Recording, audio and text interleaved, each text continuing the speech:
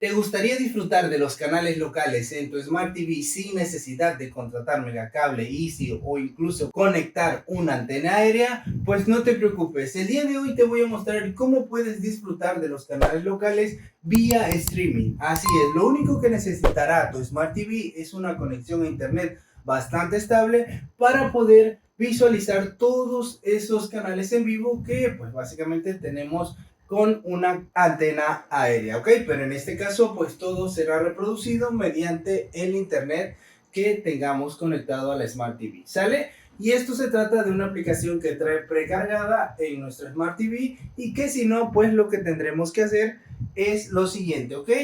Vamos a buscar, si lo primero es buscar una aplicación que diga TV, ¿ok? Así como esta, ya que aquí es donde básicamente vamos a encontrar todos esos canales que les estoy mencionando. Y estos son los canales locales de México, como por ejemplo el 7. También podemos encontrar el canal de la FIFA. También podemos encontrar el de el 13,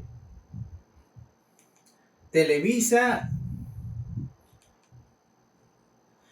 Hay un montón de canales que podemos disfrutar sin necesidad de estar pagando pues una renta mensual, ¿ok?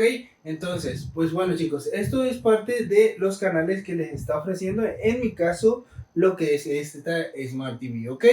Como les dije, obviamente tendremos que tener una conexión a internet bastante buena para que se reproduzcan los canales sin ningún problema, ¿vale? Si no encuentras esta aplicación de TV, entonces lo siguiente que harás es esto, ¿vale?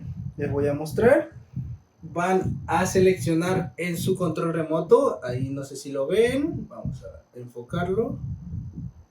Ahí está. Van a seleccionar el botoncito que tenga como hacia otra ventanita, lo seleccionan y en automático ahora les va a mostrar lo siguiente. Aquí va a aparecer TV.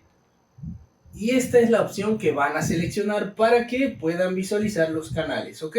Y ahí está, volvemos a la misma aplicación donde pues básicamente reproduce este tipo de canales de streaming que son totalmente gratuitos, tanto como pues vía internet como también vía aérea, ¿ok? O con la antena aérea, ¿vale? Shark Tank México, de hecho ya se extendieron a bastantes, pero los de TV Azteca y eso, están esos canales sin ningún problema, chicos, ¿sale?